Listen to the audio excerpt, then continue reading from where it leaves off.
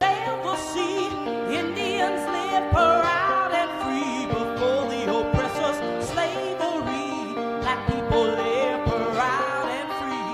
How many more? Tell me now. How many more? Don't you stand on the sidelines and say you're not involved. Don't try to convince yourself that these problems don't affect you at all. Because now it's Lebanon, Azania, Grenada. How many more?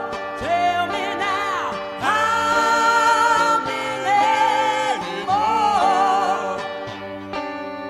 Don't you stand on the sidelines and watch your children go off to war. Don't stand back and wait for this violence to come to your door. Because now it's Chile, Guatemala, El Salvador.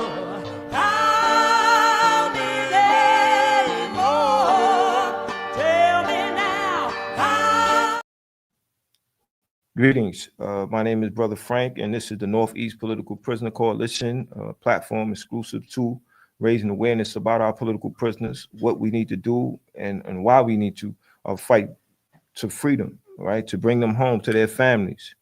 So if you're tuning in right now, thank you for your time. Thank you for your participation in this serious matter. Today is April 16th, 2025. It is the 16th day of April, which is the 16th day of Jazz Appreciation Month. Jazz is part of our expression to liberate ourselves, which is to have exclusive control over our destination, to make sure that our self-determination is uncompromised. Today, I will not be alone. I'm with my sister, beloved jazz musician, Joy Brown. Welcome, my sister. How you doing today? You on mute. If you take yourself off mute.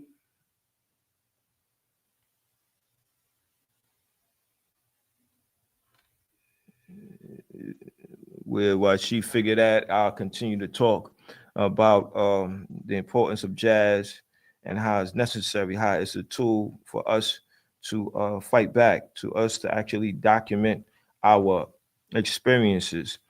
There was two books that I made sure that I had on hand. One is Free Jazz. Joy, you on? I think I'm on now. Yes, yes. So I hear you loud and clear. Thank you for your time. I appreciate you, sister. Thank you for having me.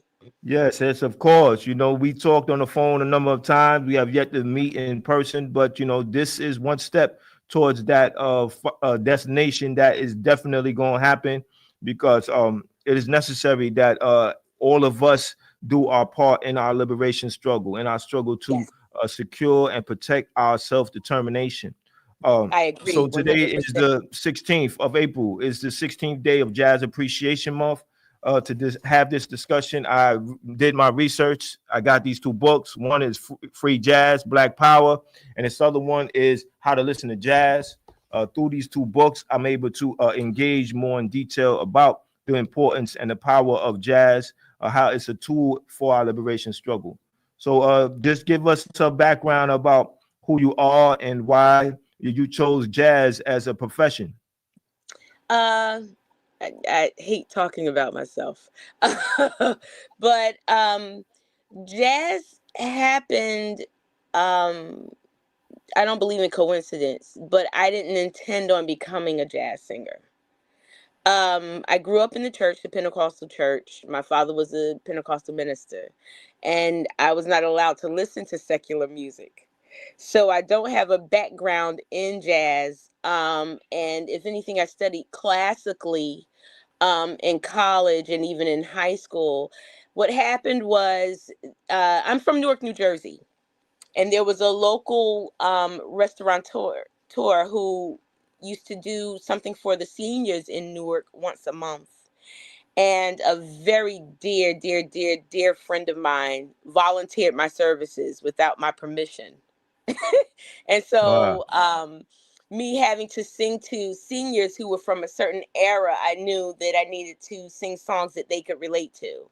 And so the popular music of their day was what we call jazz, which the correct term for it is American classical music, truth be told.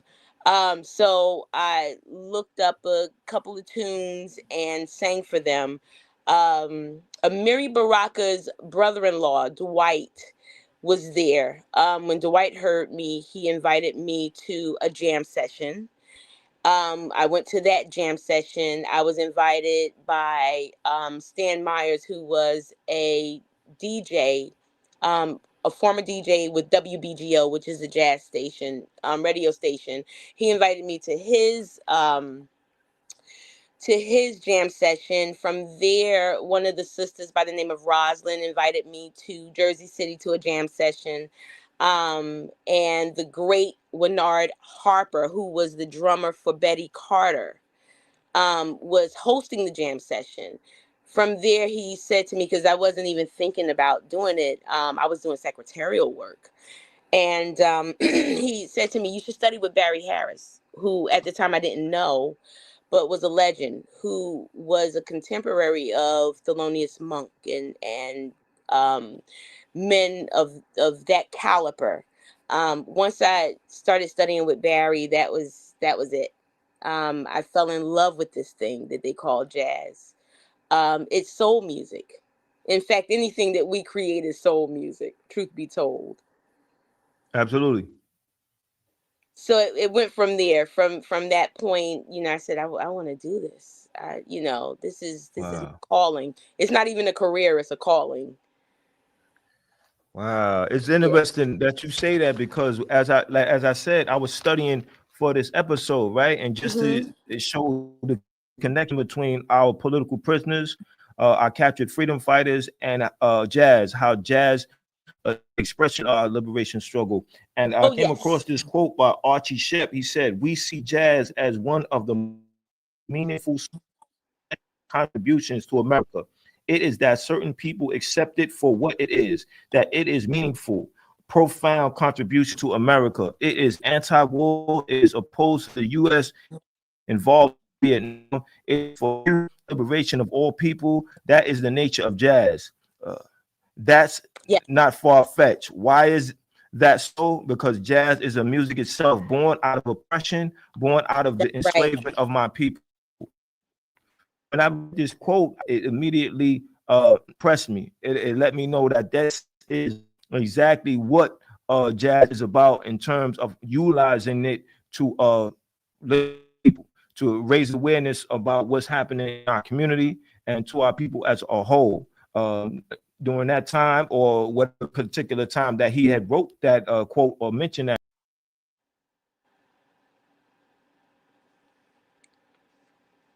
Sir, I lost you. Hello?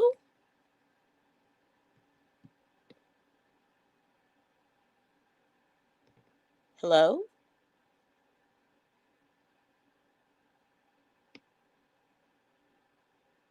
Uh-oh. That this is exactly what Okay, I it's lost you all for a about. little bit. I Right. lost you So I for was about a minute. yes, I had some minor technical difficulties, but we back on. So I had to. I don't know if you were able to hear the quote. Did you hear the quote? I heard some of the quote from Archie Shepp, which is he's an incredible saxophonist. Uh, Right. And I see that he had actually a song or melody towards George Jackson. So I said, wow, he knew what his role was in terms of our liberation struggle. And he put out that piece so others would be more aware of George Jackson. So in the quote that I mentioned, he's dealing with jazz is utilizing its position to address social issues. One was the war in Vietnam. One was happening in Cuba. And then overall, he said that jazz was for the liberation of all people. And I said, well, wow, that's powerful and that's important. So as we go through this month, right, and we appreciate jazz, we have to take it very seriously as a weapon for our self-determination. Go ahead, sister. Oh, the thing about it, and I tell people, not just with music, with every true art form, we're the historians. We tell Absolutely. the story. Historians, they analyze history. We make history. Yeah. We tell it. If you look at the Curtis Mayfields, and I know we're talking about jazz, but if you look at the Curtis Mayfields, the James Browns, the Archie Sheps, the Max Roaches, the Duke Ellingtons, they were telling a narrative about a people and their struggle. And to me, that's why history comes through art, because we're vessels. We're not, when you're really true to the art form. I don't care whether it's visual arts. I don't care if you dance. It's true. You're speaking from an experience. You're not speaking from and that's when it becomes tainted, when you're speaking from your purse, when you're speaking from a political stance. But when you're speaking from an experience of a people, it means a lot. Hip hop is the same to me. It's a parallel of jazz, because it was created, it was born from an experience, from a people. It was a means of escape. It was a means of survival. It was a means of liberating a people, even if it was for 5 minutes, even if it was for 10 minutes, 20 minutes. It was a form of liberation. It was a form of expression. And I think that's what makes jazz so beautiful. I love the way Archie Shepp said what he said. And I've told people, jazz is such a, I haven't, how can I put this nicely? Some of the greatest musicians, some of the most skilled musicians that I know are jazz musicians. Yes. Because they do something that most musicians don't have to do. I studied in the classical arena. With classical music, you're going to do whatever's written on that page. Whatever notes they tell you to sing, you're going to sing it. Whatever notes they tell you to play, you're going to play. Jazz is a perfect marriage, because the jazz musician understands the technicality of music. They can read, they can do whatever's written on that page, but they also are allowed to allow the spirit to take over. So that's where you get improvisation, because I can read what's written on the page. I'll play what's written on the page, but I'm going to put a little bit of me in there. There's going to be some spirit in it. Yes. So back to this book that I was looking at, How to Listen to Jazz. It came up, it elaborated on the term improvisation. So that's exactly what you're saying it is? Yes. That's Improvisation you adding your is, flavor to it. you could listen to, let's say, a standard song, a standard jazz song that every musician knows. Let's say All of Me, which is a standard song. A lot of people know it because of Dinah Washington, because of Frank Sinatra, different people like that, Ella Fitzgerald. Quite a few people have sang it. Quite a few people have played it. But you can listen to 5 different musicians. You can listen to Monk play it. You can listen to Duke play it. You could listen to Pops play it. Louis Armstrong, who was a resident of Queens for many, many years. You can listen to Billie Holiday sing it. They're all going to have their own interpretation, their own way that they embrace the song. You'll hear the foundation of the song, so you'll know that's the song that they're playing or singing. But they bring their own experience to the table. And that experience comes through by means of improvisation. Wow. So it's and that's why jazz, and that's why I say jazz is American classical music. We gave America its only form of classical music, and they call it jazz. because it's not just they as with anything that we've created artistically, they try to make it seem like, oh, it's just osmosis, you just have it. No, the average musician has studied. They understand this music from a technical standpoint.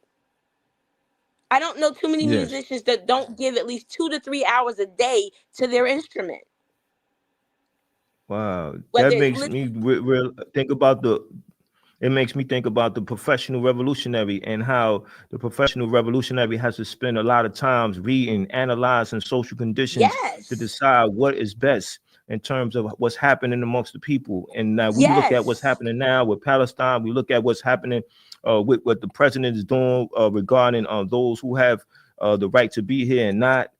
You have to combat that. You have to make sure you paying attention to details of what's happening, and that's the same thing that jazz does. You have improvisations, you have tempos, you have rhythms, you have a yes. language that's being expressed, and that language is being presented to people. People are internalizing that, and they're deciding what they're going to do at this current time.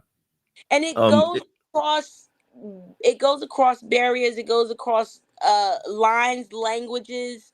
We look at a Nina Simone, who was a yes, true revolutionary, unapologetically. You know, you look at people like that. You look at a Max Roach. You look at these people when he wrote the Freedom Suite. They were dealing with a situation, and they did it the best way they knew how. We use what God has given us to speak, whether it's wow, through our fingers with the piano, whether it's a Fred Hampton on the mic, whether it's a yes, Nina on her piano. It yes. We use what the creator, what God has given us to speak on behalf of those who can't speak for themselves. I just came back Mm, from Argentina a couple weeks ago.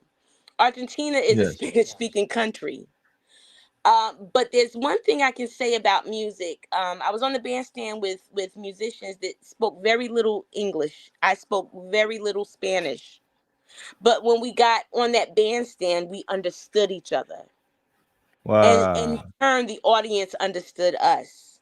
So the And music so, is a universal language. oh my gosh, yes. I tell people there's only one gift that God has given man that's greater than music, and that's love. When you think about it, you don't even have to be a musician. When you're going through something, a breakup, what do? You play music. Yes, It puts you in a specific mood. When you want to work out, what do people do? They put their AirPods in their ears. It puts them in a certain mood. There are times when, and this is gonna sound crazy, I guess, coming from me. But there's a specific song by Jizza that I love to listen to when I need to get in a certain mindset. wow, So absolutely. music takes you somewhere spiritually. I tell people it's the untangible tangible, because while you can't touch it with your hands, you still feel it. Absolutely. Yes. It's the same thing with, and it's timeless. I can listen to revolutionaries, Elaine Brown, you name them. I can listen to Yes. them and still feel the same fire. The Minister Farrakhan, I can still listen to lectures that he gave in the past and still seem to feel that same fire, that same energy that I felt, that must have been felt when he made that lecture, when he made that speech. Or Marcus Garvey, you could read the words on a page that he may have written, may have said, that were dictated, but you still feel that same fire. And that's why I say, and I know you would have to, I'm pretty sure you've had this happen to you, where you may have gotten on the podium to address an audience, and you felt yourself saying things that you weren't even intending on saying, but something Yes. flowed Absolutely. through you. you know it's that divine inspiration that flows through us, where we're no longer just a person, we're a vessel now. We're a conduit. We're sending energy. We're sending frequency. We're sending waves to people. We're inspiring them. Yeah, and as you talk about inspiration, I'm thinking about you mentioned Max Roach, um you mentioned somebody else too, but I know that there was this one album that I came across called it was called Power to the People by Joe Mm, Henderson.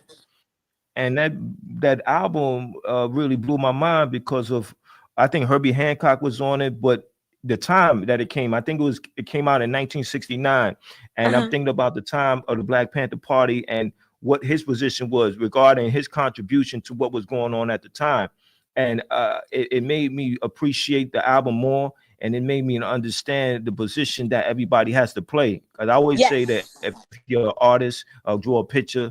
If you're a musician, write a song, address the issues at the time, play your role, give people inspiration to fight. Because one of the things that I would do prior to going out and organizing people, I would listen to Fred Hampton, and he spoke with Mm, a certain rhythm, right? And also, I would yes. listen at times. I would listen to John Coltrane, Alabama, Mm-hmm. because that song Mm-hmm. itself, reflecting what happened to those beautiful Black young ladies.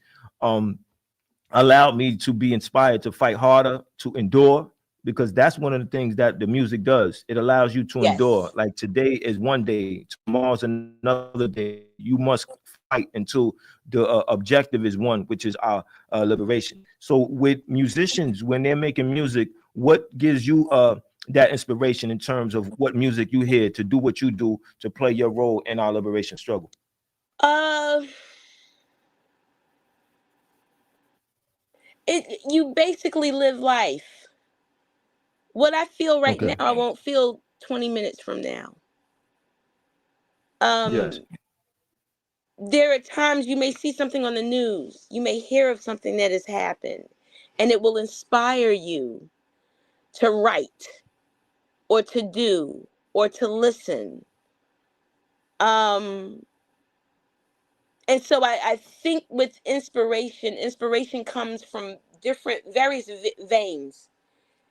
Various, you may look at, like you were talking about Fred Hampton and Coltrane.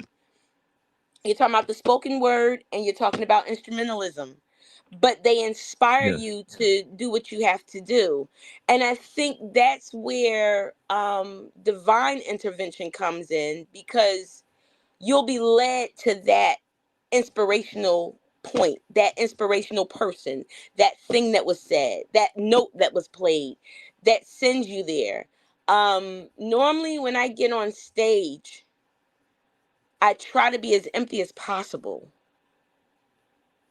Um, and I try not to get in the way of what needs to happen.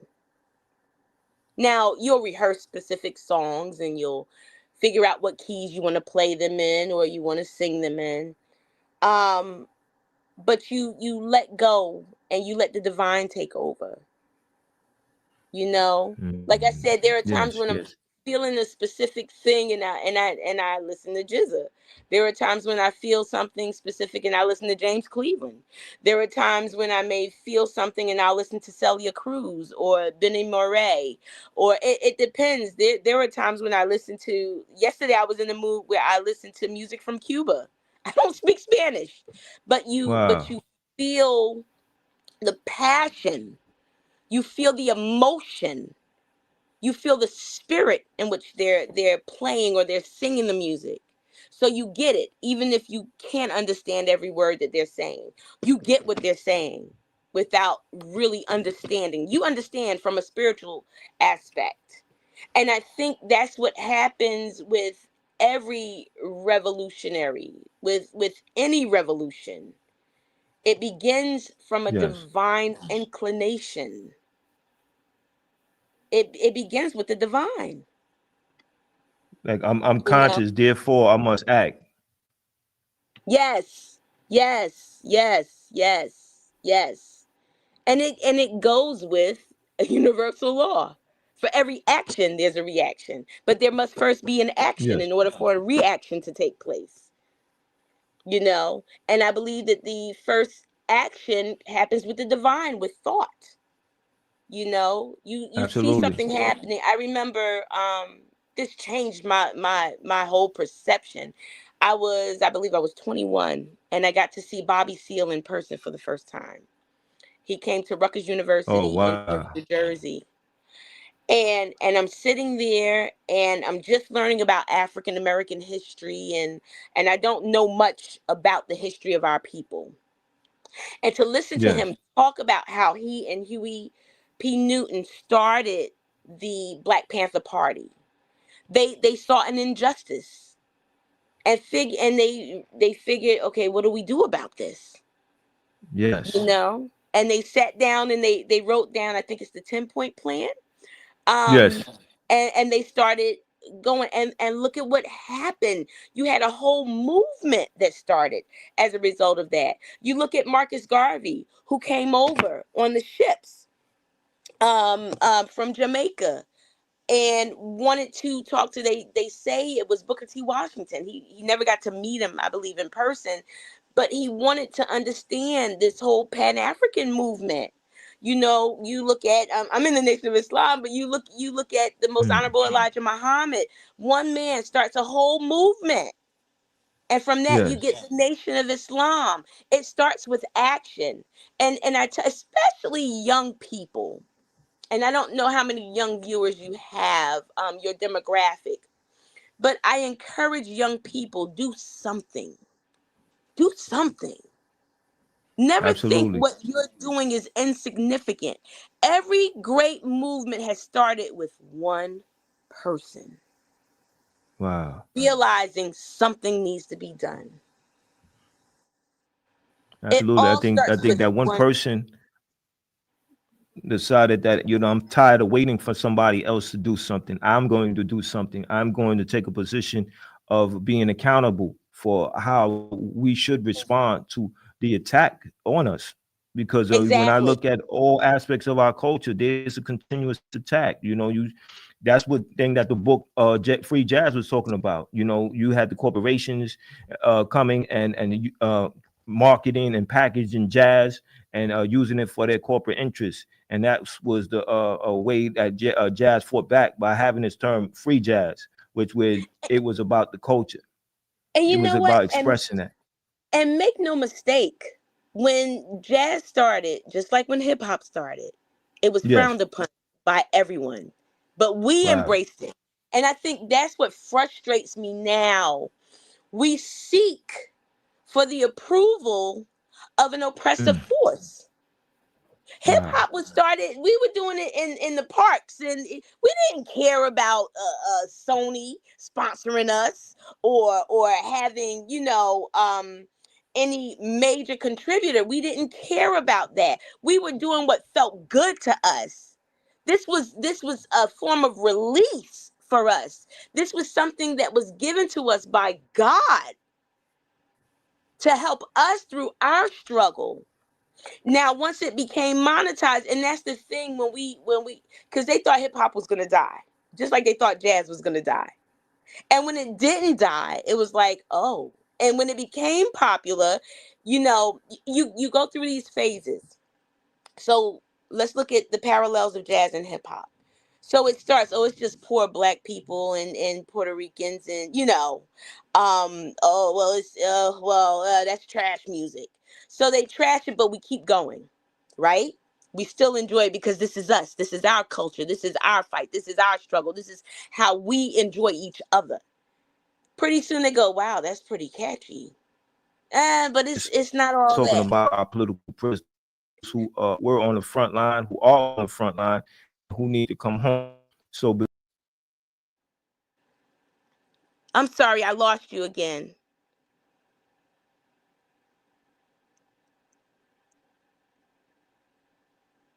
Oh boy. Okay, hopefully we'll get him back.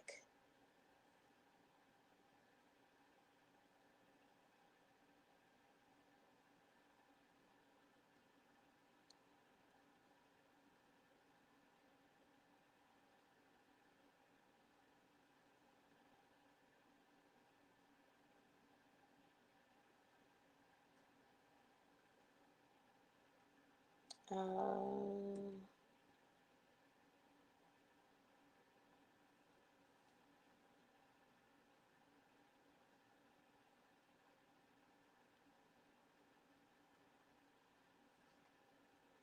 lost him.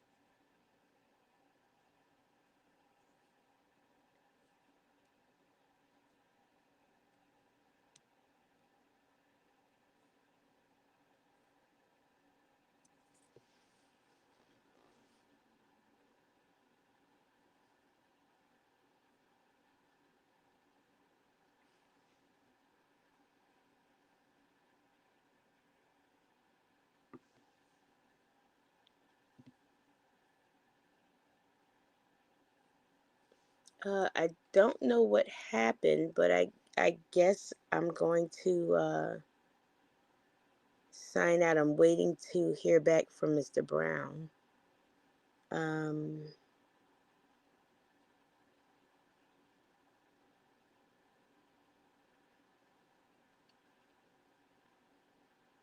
We'll give it another minute to see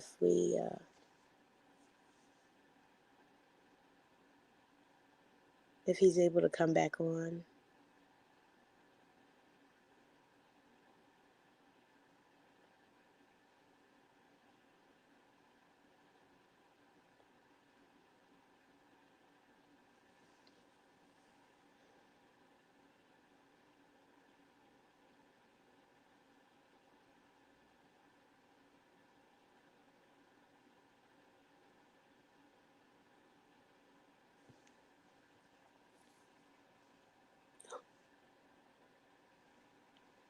Okay.